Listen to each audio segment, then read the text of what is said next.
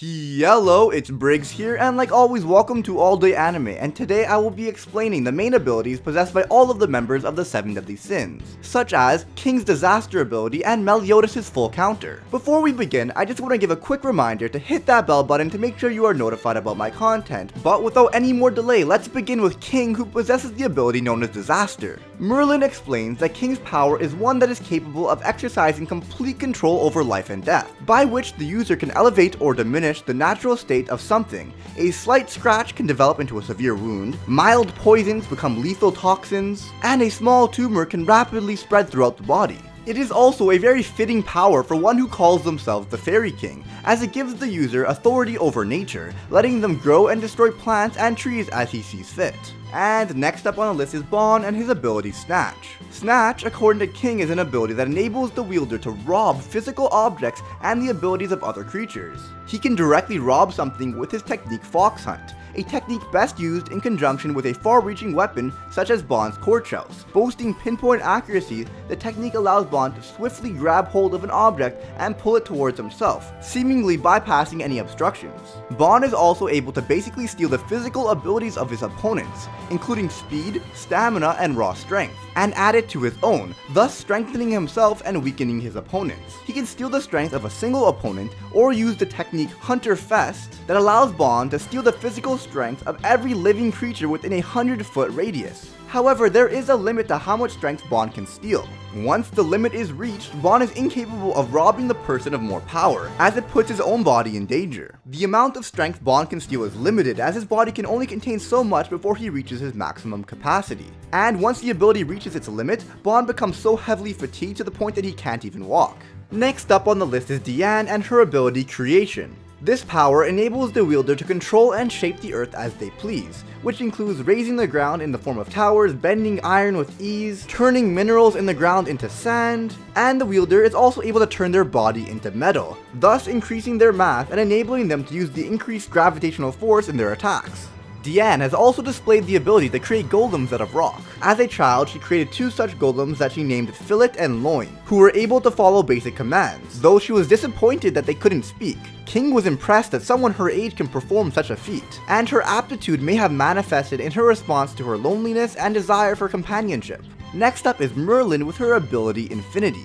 Merlin's power of Infinity is a unique and incredibly powerful ability that allows her to keep her spells active until she herself chooses to dispel them. No matter how powerful the spell, Merlin only needs to cast it once for her power to take effect. It is extremely versatile and can be used in numerous ways to make her spells everlasting, including freezing others in ice forever, causing flames to burn endlessly, or even stopping her own time. It also allows her to escape the effects of powers which alter her time or her age, because she has already froze her own time. Its effects are so outside the norm of most magic that it's been called unfair and Merlin accused of cheating for possessing it. She's too OP, must nerf. Next up is Gowther and his ability Invasion. According to Gowther, Invasion allows him to imprison an opponent in an illusion of their fondest memory. The illusion is triggered by conjuring a magical bow and firing an arrow of light into the enemy. While entrapped in the illusion, enemies are incapable of conducting any movement, rendering them defenseless to incoming attacks. His power is described as a long-range type that affects the mind and spirit. Dreyfus commented that it may be the most dangerous of all the powers possessed by the 7 Deadly Sins, because it also has the ability to manipulate memories and affect the spirit. Given its status as long-range, it is stated that the user may be vulnerable to close-range attacks. Also, Invasion allows Gowther to see into the mind, therefore he can know if someone is lying or telling the truth. And next up is Meliodas and his ability Full Counter. Now, I actually dedicated a full video to Full Counter where I go into much more detail. So if you want to check that out, there will be an annotation at the end of the video and a link in the description. But anyway, Full Counter enables its user to reflect attacks aimed at them back at the enemy, but with more than double the power. Therefore, the stronger the opponent's powers are, the stronger the counterattack. Meliodas can only reflect magic attacks. His version of the ability is useless against indirect attacks or an ordinary punch or weapon slash. And like I said before, I go into a lot more detail on the ability in my other video, so feel free to check it out. And finally, Escanor and his ability Sunshine. Escanor's power is said to be unlike any other. He is the weakest at midnight and his power is at its strongest at noon.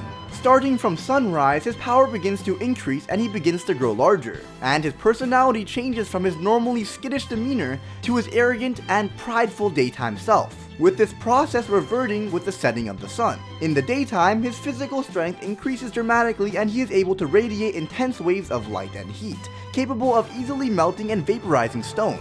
Escanor is able to imbue Rita, his axe, with his magic power, which causes the slashes from his axe to also burn his foes. At noon, Escanor's size grows to monstrous proportions, becoming many times his own size. His magic power also vastly increases. And to give you a small estimate of Escanor's power level as it gets closer to noon, Escanor was able to overpower an opponent with a power level of 60,000, and his power level is still growing. When utilizing his true magic power, he can create a miniature sun of pure magic power. Its heat is so overwhelming that it can melt the armor of a holy knight several meters away just by being in its vicinity. It can also be controlled and directed for attacks causing immense damage.